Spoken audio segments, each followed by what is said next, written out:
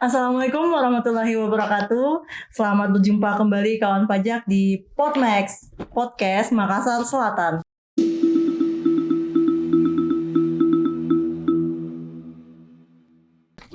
Nah, kali ini kita akan membahas tentang pengalihan hak atas tanah dan bangunan beserta aspek perpajakannya.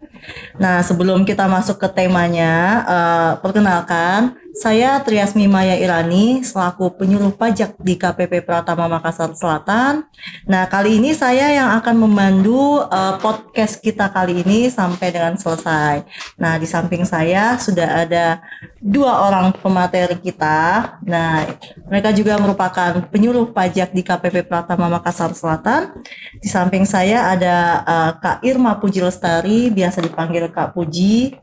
Halo kawan pajak. Oke, dan di sebelahnya ada Kak Victor, biasa dipanggil Kak Victor.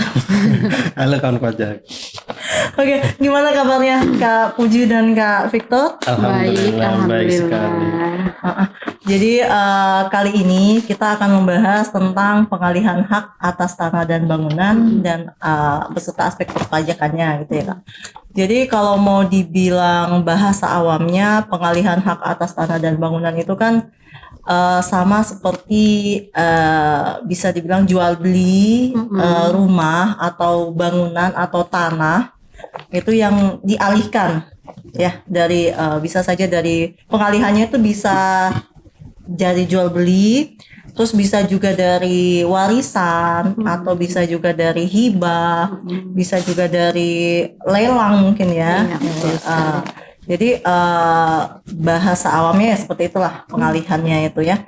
Nah, mungkin untuk awalnya dulu Kak, kita bahas dulu tentang objek dan subjek dari pengalihan hak atas tanah ini. Oke. Objek dan subjeknya dulu ya. Oke. Kalau subjeknya kan tadi ada PPH, ada BPHTB kan harusnya Kak itu. Oh, iya. Jadi kalau pengalihan tanah itu ada PPH dan BPHTB. Kalau untuk BPHTB itu terkait objeknya itu yang mengurusi nanti ada dinas daerah di daerah pendapatan daerah. Dan pendapat daerah itu terkait objeknya, dan satunya itu PPH.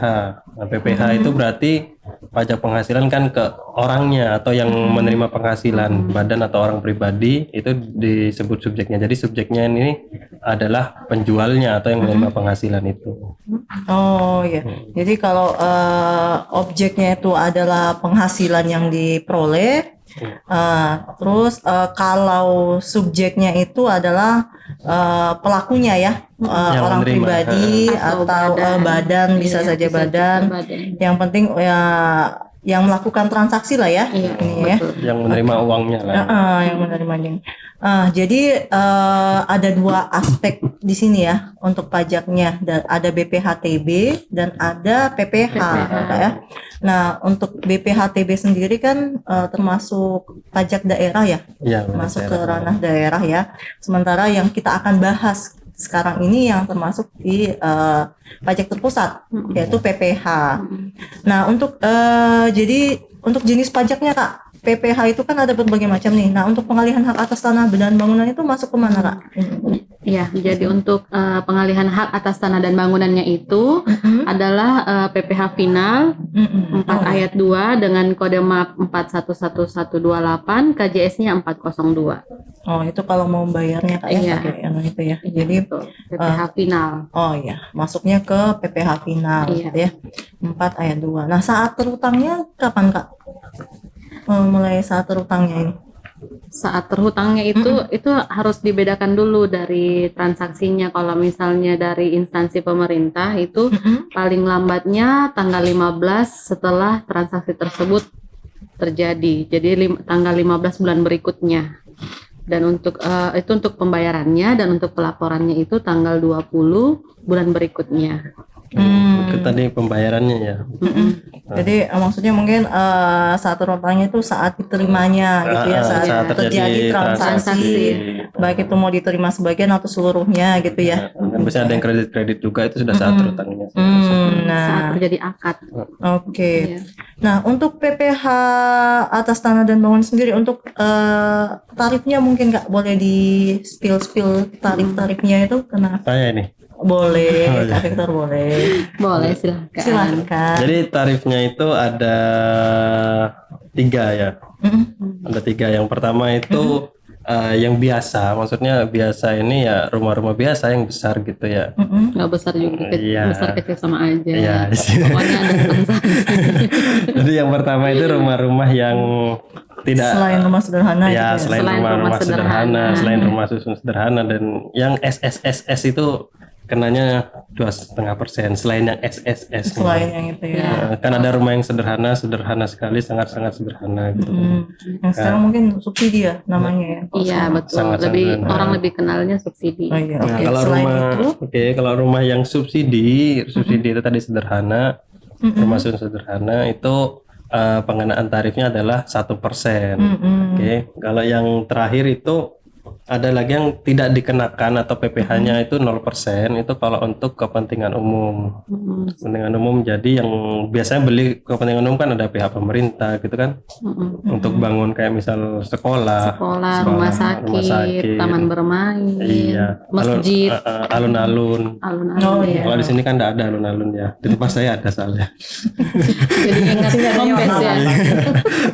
Itu tarifnya 0% Kak. oh 0% ya. Jadi ada 3 tadi ya tarifnya untuk rumah selain rumah sederhana atau yang sekarang mungkin lebih kita kenal dengan rumah subsidi. Jadi selain rumah subsidi itu tarifnya 2,5% kayak 2,5%. Kemudian ada rumah subsidi sendiri atau di bahasa undang-undangnya itu rumah sederhana gitu ya. Rumah sederhana atau rumah susun sederhana itu tarifnya 1%. 1%. Oke, 1%. Dan selain itu lagi untuk yang dimanfaatkan Fasilitas umum. untuk sebagai fasilitas umum ya.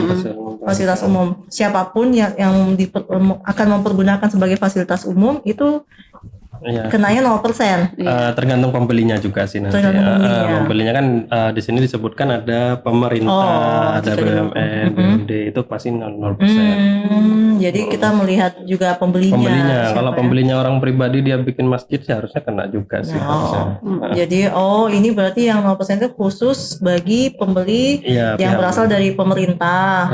kalau penjualnya Atau terserah BUMN. bebas. Oh ya BUMN terus atau BUMD gitu ya. Pokok mungkin ada ditetapkan di peraturan Menteri Keuangan juga. Oke. Nah, kalau misalnya atas transaksi pengalihan hak atas tanah dan bangunan itu yang dilakukan oleh orang pribadi atau badan, kan bisa dilakukan orang pribadi atau badan nih Kak. Mekanisme pembayaran atau penyetorannya boleh nggak Kak? Dijelasin nggak mekanismenya? Jadi untuk mekanisme pembayarannya, pertama itu sebenarnya yang perlu dibayar dulu itu adalah BPHTB-nya, karena nanti di situ ada dasar pengenaan yang menjadi dasar perhitungan PPh-nya. Sebaiknya seperti itu. Atau boleh juga kalau misalnya masih dalam pengurusan BPHTB-nya, boleh juga yang menjadi dasar itu adalah PBB-nya.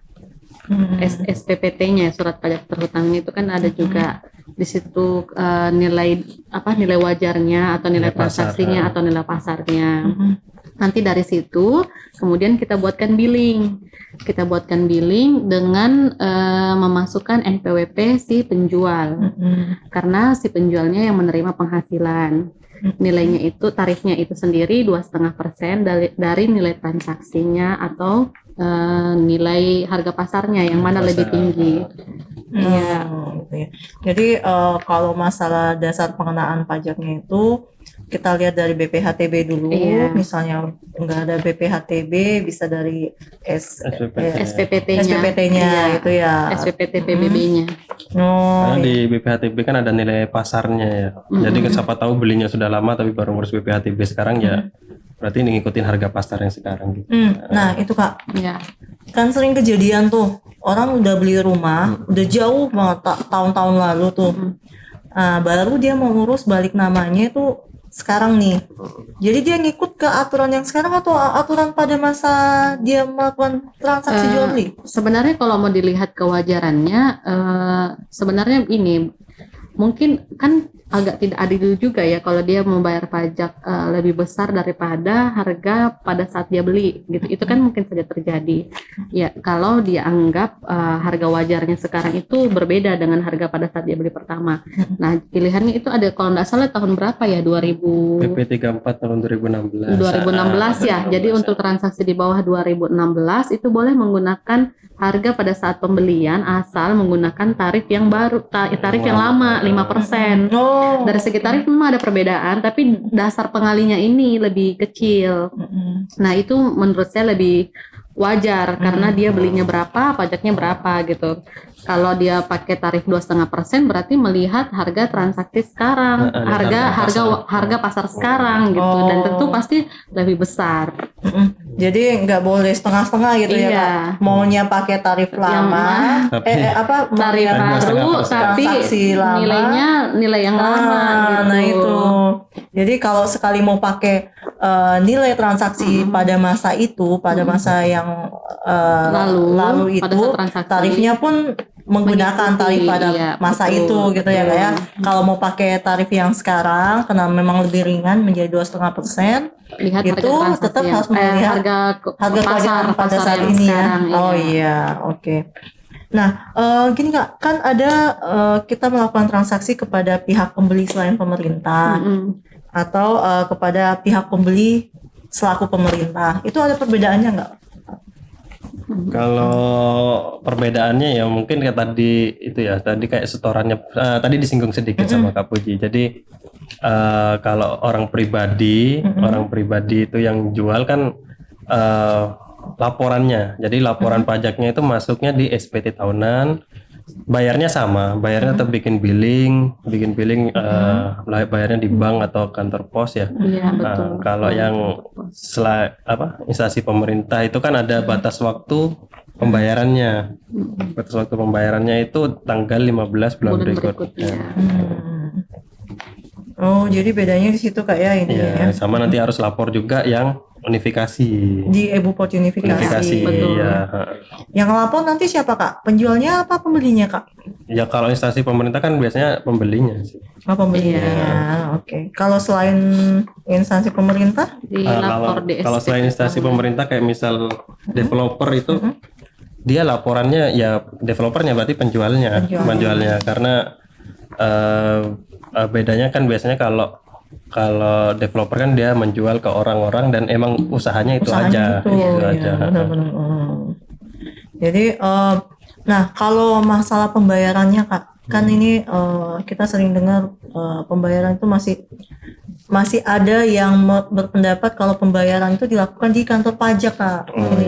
Nah, ini mungkin bisa dijelasin lagi Kak terkait pembayaran pajaknya. Jadi untuk pembayarannya itu dilakukan di bank persepsi atau di store-nya di bank gitu ya. atau di kantor pos. Jadi kalaupun ke kantor pajak itu kami hanya membantu untuk pembuatan billingnya, yang sebenarnya bisa dibuat secara mandiri gitu. Tapi kalau memang tidak tahu, silahkan datang ke kantor pajak terdekat, nanti akan dibantu untuk pembuatan billingnya. Jadi sebenarnya kegiatan yang dilakukan di kantor pajak itu pembuatan billingnya Billing aja saja, gitu iya. Pak ya. Nggak ada uang di sini. Tidak ada transaksi Tidak ada serah terima uang. atau Iya. gimana ya, tetap setoran itu dilakukan di bank persepsi atau di kantor pos. Atau kalau sekarang kan ada mobile banking, internet banking. Iya, lebih cepat. Udah bisa Kak ya pakai mobile Pakai banking itu OVO ya? juga bisa. Tokopedia juga bisa. Iya kan pakai OVO bayar. Oh iya. Oke, untuk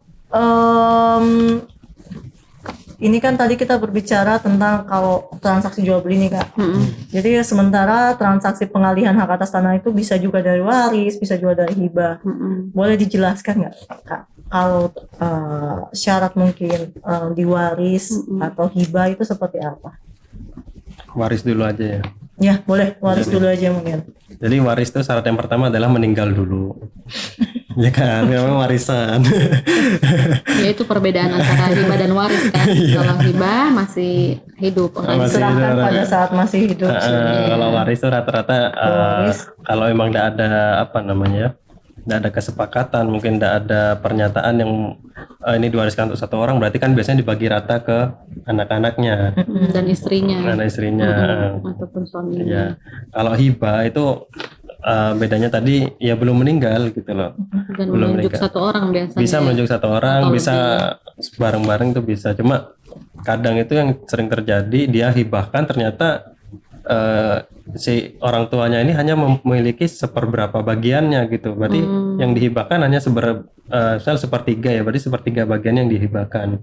Yang 2/3 dia harus bayar full gitu. Misal 2/3-nya milik saudara kandungnya gitu, itu harus bayar full. Oh iya. Oke. Berarti pertama yang harus kita tahu nih kawan pajak ya. Bedanya itu pertama kalau waris berarti dia baru diserahkan setelah si pemiliknya itu udah meninggal Udah gitu ya. meninggal, ya. Sudah meninggal. Sementara kalau hibah itu posisi si pemilik harta awalnya itu masih dalam kondisi hidup. Seperti itu Kak ya. Nah, kalau ini kan kita kenal ada SKB, surat keterangan bebas ya, terkait mungkin atas pengalihan hak atas tanah itu di waris dan hibah, boleh dijelasin Kak seperti apa? Kak Puji apa saya? Silakan. Oh, saya aja. Apa sweet dulu lah. Ya, jadi kalau mewariskan tanah atau bangunan atau menghibahkan tanah atau bangunan tuh tidak serta-merta langsung selesai pajaknya selesai. Enggak. Oke, Jadi iya. ada administrasi yang harus diurus. Jadi membuktikan apakah benar ini diwariskan, apakah ini benar dihibahkan gitu kan. Jadi kalau yang biasa kita cek, kita teliti, kan penelitinya kita semua ini ya. Sebagai penyuluh pajak Kak ya. Jadi proses penelitian itu dilakukan oleh petugas penyuluh pajak di Ya, KPP. jadi kalau diteliti biasanya bukan biasanya ya, ini ada juga di petunjuk pelaksanaan kami ya, ada di surat edaran itu. Kita teliti juga laporan SP tahunan. Apakah harta itu sudah dilaporkan di SP tahunan atau belum gitu. Dan apakah harganya itu sudah harga pasar sesuai dengan SPPT. Biasa kita cari SPPT-nya, dan nanti wajib pajak mengisi juga formulir. Misal kalau hibah nih kan mungkin setengahnya aja dihibahkan. Misal rumah ada halaman, dia halamannya aja yang dihibahkan gitu kan. Jadi halaman depannya ada dihibahkan, berarti kan harus ditulis ini nilai halamannya berapa gitu, nilai pengalihan harus jelas gitu iya, ya. Jadi kan tidak mungkin semuanya dihibahkan mungkin gitu ya. Nah, ini agak-agak ini Kak, yang kita harus garis bawahi kawan pajak, ini terkait harta yang dilaporkan di SPT SPT tahunan Kak ya. Jadi itulah kenapa walaupun pajak itu kan menganut self assessment, jadi bukan berarti kawan pajak juga mengisi pelaporan SPT-nya itu akui nggak akui gitu. Pokoknya sebenarnya seharusnya semua yang memang benar-benar kita miliki, harta yang kita miliki di tahun itu seharusnya dilaporkan dengan benar. Iya, ya. karena tidak akan berpengaruh juga sama pajak terhutangnya. Betul, karena sebenarnya tidak mempengaruhi, harta itu tidak mempengaruhi nilai pajak yang harus dibayarkan. Seperti itu. Malah kalau udah dilaporkan kan malah merugikan dia sendiri. Betul, karena ya efeknya ya salah satunya seperti tadi ini Kak Vito jelaskan. Tidak bisa mendapatkan SKB karena belum dilaporkan di Pada SPT. saat mungkin harta itu sudah saatnya diwariskan atau dihibahkan karena sebelumnya tidak pernah dilapor dalam SPT-nya si pewaris atau pemberi waris ya, pemberi waris atau pemberi hibah. Nah, itu akan jadi kendala lagi untuk SKB-nya. Seperti itu kawan pajak. Malah nanti harusnya bayar ya Kak ya. Iya, Jatuhnya jadi tetap harus bayar berkaya Kak ya. betul. Oh iya. Ya, itu satu inilah informasi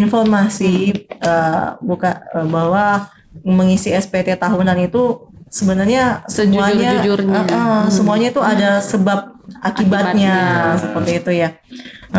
Nah, untuk pelaporan pajaknya Kak tadi udah sempat disinggung, tapi boleh dijelasin lebih ini nggak Kak, terkait tanggal pelaporannya mungkin atau dokumen-dokumen pelaporannya. Oke. Saya Ceritanya nih. Ya udah. Kalau untuk pelaporannya, kalau dulu kan masih pakai SPT mungkin ya, yang sudah pakai ISPT, jadi ISPT PPh final pasal 4 ayat 2. Oh ya. Kalau instansi ya sama dengan developer sama SPT PPh final pasal 4 ayat 2. Kalau sekarang kan sudah pakai unifikasi. Nah, unifikasi itu kan sudah lengkap semua PPh-nya ya. Dan laporannya itu paling lambat tanggal 20. 20. Oh, paling lama kalau 20 ya. Iya. Kalau subjek pajaknya BUMD atau BUMN, dia sama juga Kak ya? 20 juga ya ini? Sama, harusnya sama Laporannya. 20 juga. Karena untuk PPh tuh harusnya 20 juga. Oh, Semua PPH. Oke, berarti Kecuali PPN kan? oh ya, oke. Kalau tadi Kak, kita kembali ke tadi yang misalnya ternyata pengalihan hak atas tanah dan bangunannya itu sifatnya warisan atau hibah nih. Iya. Ada syarat dan ketentuannya selain sudah dimasukkan dalam SPT tahunan? Ada lagi Kak? Boleh Iya. dijelaskan? Jadi untuk bisa mengajukan SKB itu hanya untuk yang garis lurus ya, dari orang tua ke anak atau anak ke orang tua. Hanya itu yang bisa mendapatkan SKB. Sedangkan Dan untuk suami istri juga Kak ya? iya, dan suami istri, kecuali kalau misalnya kayak ke saudara atau ke mertua, itu Meskipun kan saudara kandung ya. walaupun iya, walaupun ada hubungan keluarga tapi tidak bisa mendapatkan SKB. Oh, iya. Berarti syaratnya ini harta ini pengalihannya dari ibu orang tua ke anak atau suami ke istri, istri ke suami seperti Iya, itu ya? iya, atau anak ke orang tua juga boleh. Anak ke orang tua. Oh iya. Jadi sebenarnya ada satu garis lurus Iya. gitu ya, satu garis lurus atau semenda, tapi semendanya khusus kena hubungan suami istri gitu ya Kak ya.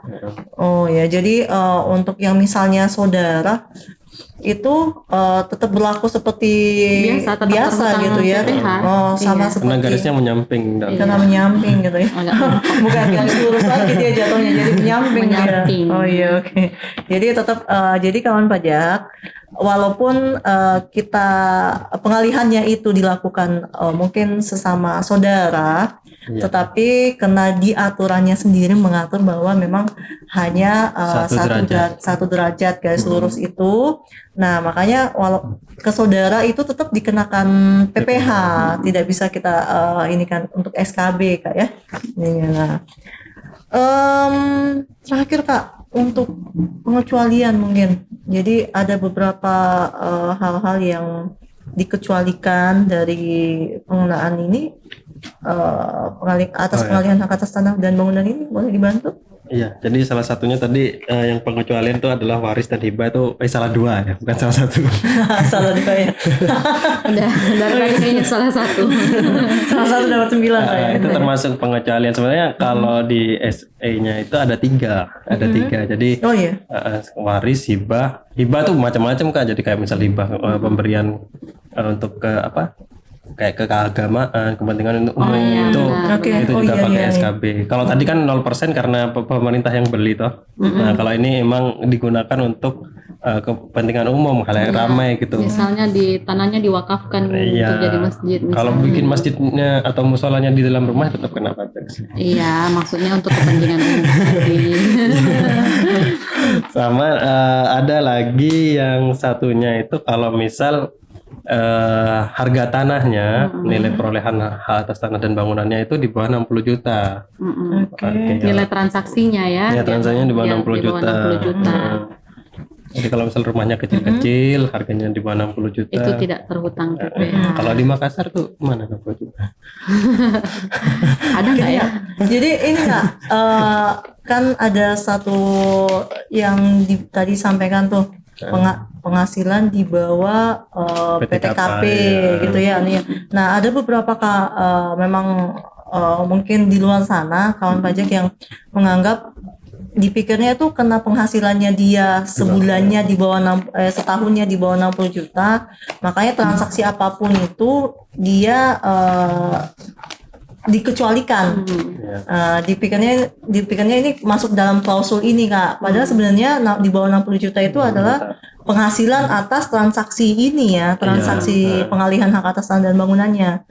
Jadi bukan penghasilan dari sehari-harinya si penerima ini ya, penjual ini ya. Iya. Kalau Iya. misal dia hanya jualan satu tanah gitu selama 1 tahun kan berarti masih di bawah PTKP seharusnya. Kalau misal dia Tidak ada penghasilan lain. tidak ada penghasilan lain seharusnya. Kecuali kalau emang statusnya TK tidak kawin ya. Jomblo kayak Ya itu ini sebenarnya ada sedikit miss di ini ya. Iya, iya, ada mispersepsi memang. Iya, Kak, kan. di- Siapa tahu harga tanahnya kan 55 juta, berarti kan dia penghasilannya jadi di atas PTKP gitu kan, atas PTKP. Cuman apa namanya?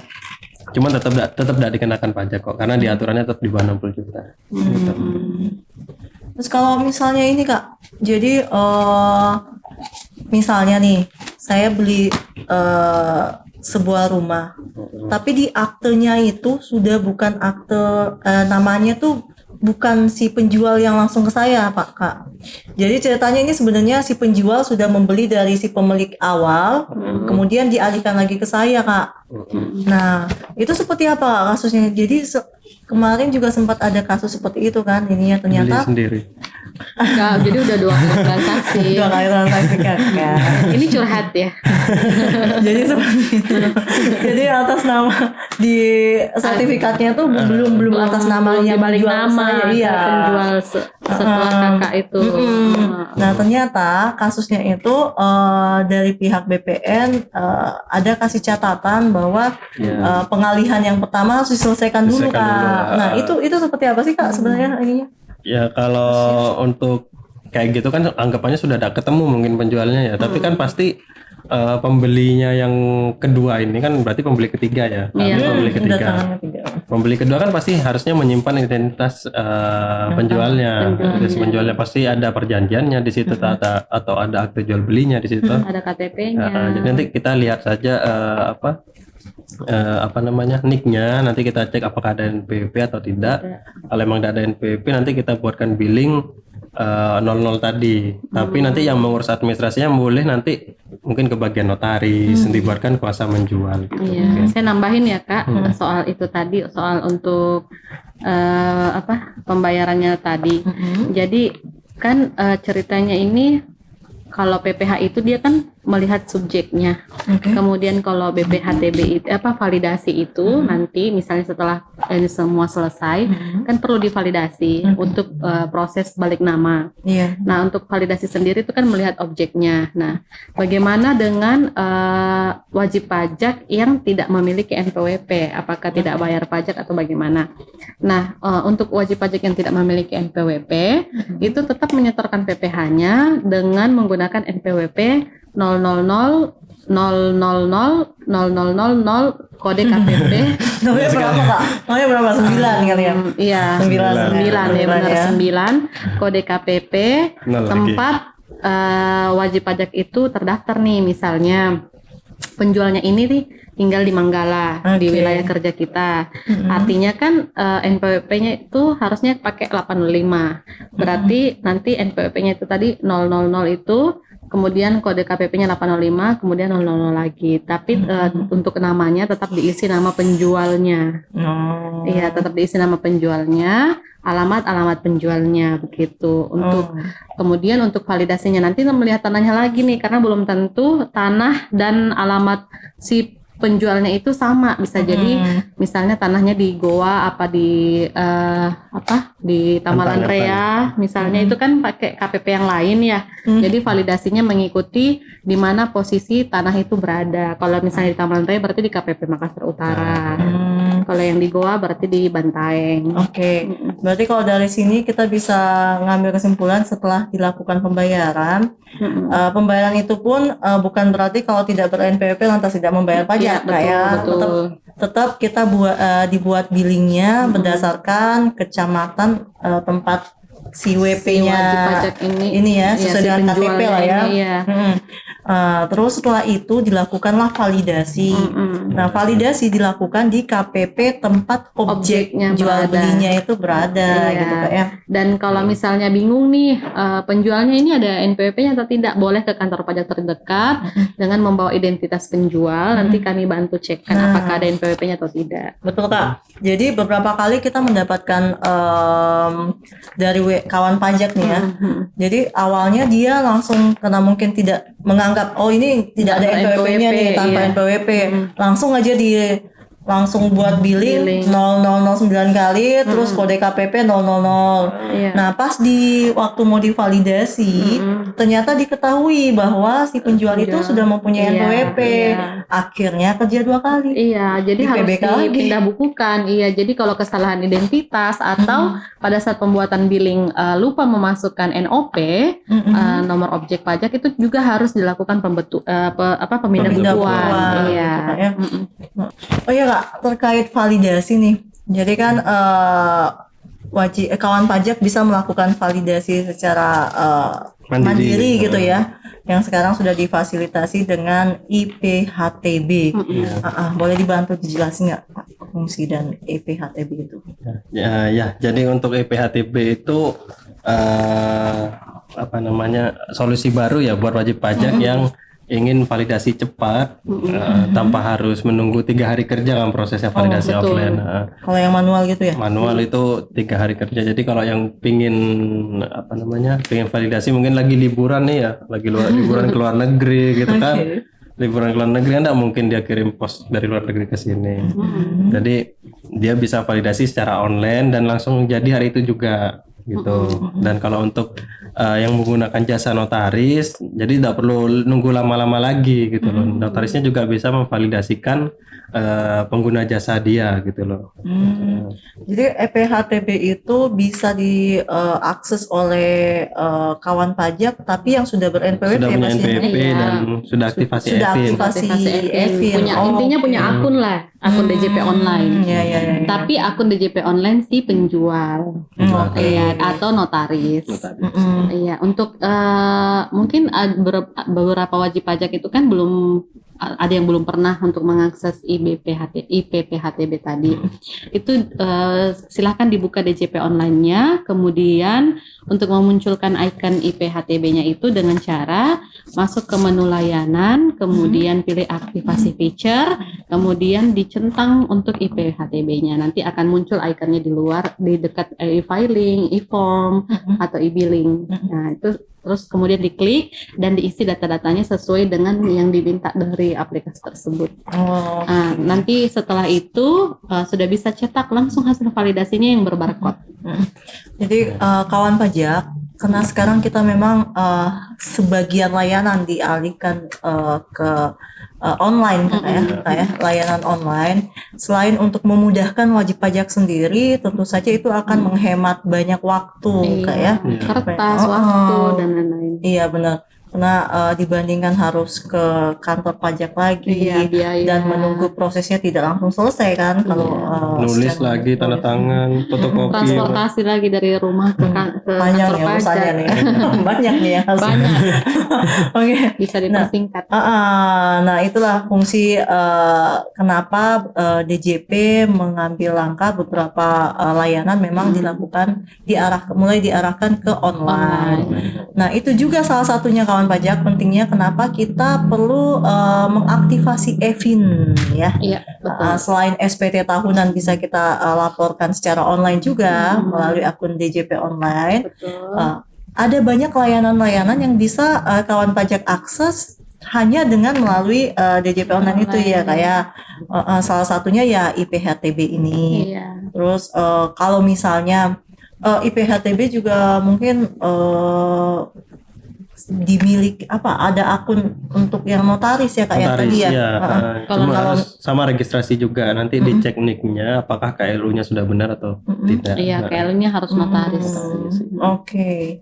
Ya, berarti IPHTB selain di akun penjual, di akun DJP online si penjual bisa juga melalui akun dari notaris. Betul. Ya, gitu Kak ya. Iya. Nah, terus apalagi kira-kira nih Kak yang bisa kita bahas? Informasi tambahan informasi mungkin ya. mungkin ya. Iya. ini Kak mungkin yang terkait Aturan baru PPN ya, yang ya. baru itu ya, Ya. yang terkait rumah subsidi. Rumah subsidi. Jadi ada aturan baru nih 2022 ya, bukan baru ya, cukup lama udah. 2022. 2022 ya, tahun 2022. Jadi Peraturan Pemerintah Nomor 49 tahun 2022. Jadi PP 49 ya, PP tahun 2022. Oke. jadi kan tadi ada rumah subsidi ya, pengenaan PPh-nya 1%. Nah, biasanya kan yang jual rumah subsidi itu kan developer juga atau badan usaha, dan tentunya dia statusnya pasti PKP. Ya. Rata-rata banyak Rata-rata PKP. banyak developer di Makassar ini, setahu saya itu yang omsetnya sudah di atas 4,8 miliar. Jadi dia sudah PKP dan pasti akan dikenakan PPN yang akan ditanggung oleh si pembelinya. Ya, jadi di PP 49 ini khusus rumah subsidi, tapi ada klasifikasi tertentunya ya. Untuk rumah subsidi ini sudah tidak dikenakan PPN atau dibebaskan PPN-nya gitu. Asal ini memenuhi klasifikasi yaitu dengan luas hunian itu bangunan ya. Hunian itu paling sedikit 21 meter persegi dan tidak melebihi 36 meter persegi. Oh, berarti tipe 21 dan tipe 36 ya? Saya tidak tahu belum beli rumah. Tipe 31 tipe 21 dan tipe 36. Memang rumah subsidi rata-rata ukurannya segitu. Itu sudah luas cukup ya. Iya, Berdua gitu cukup. cukup. Tinggal pasangannya aja.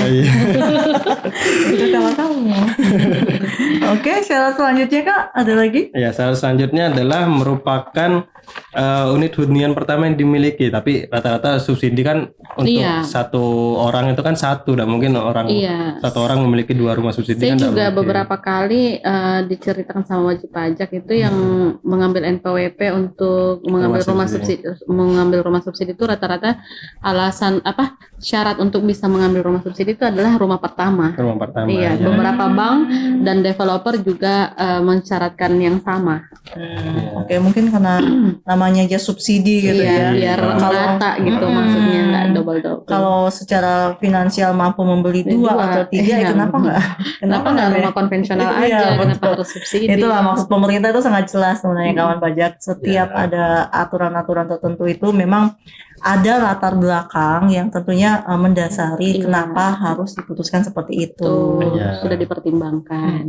Tepat sasaran juga, subsidi kan harus tepat sasaran juga. Ya, namanya subsidi berarti kan hanya diberikan mungkin ke orang-orang tertentu dengan syarat-syarat tertentu tentunya ya. Iya, ada lagi nih syarat lainnya. Ya, syarat lainnya itu yaitu pembangunannya itu harus sesuai dengan peraturan Menteri Keuangan, peraturan PUPR, dan batasan terkait harga jualnya itu juga sudah diatur sama Kementerian PUPR, Kak. Oh iya benar.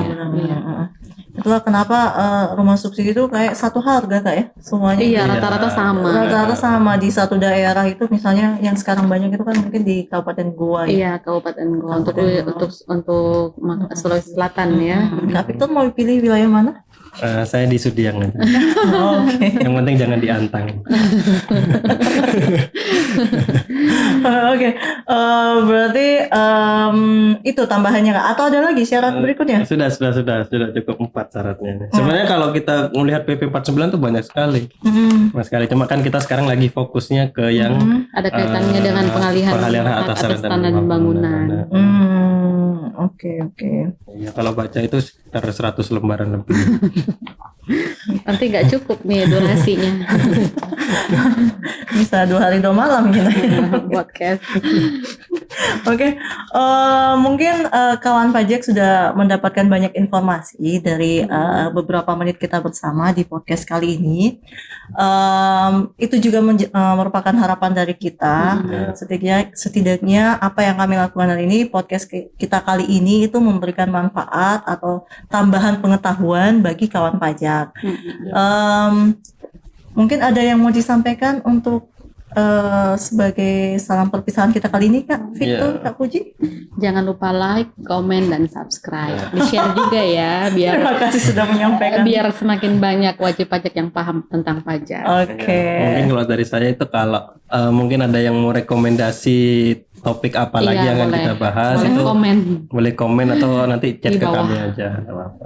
Oke, kalau ada yang mau nanya-nanya juga, mungkin masih terkait tema kali ini, boleh ngisi di kolom komentar. Nanti ada tim medsos kita ya, Yang Iya. tim membalas, medsos Iya, kita akan yang membalas. standby untuk menunggu komentar-komentar dari kawan pajak semua. Oke, mungkin cukup sekian dari kami. Saya ada pantun Kak. Apa tuh? Putri Titian Aura Kasih. Cukup Cakep. sekian. Terima kasih. Cakep. Oke, terima kasih kawan pajak untuk waktunya. Kami pamit undur diri. Tetap ikuti podcast-podcast kami berikutnya yang tentunya berkisar tentang perpajakan. Kami pamit undur diri. Wassalamualaikum warahmatullahi wabarakatuh. Salam sehat dan see you.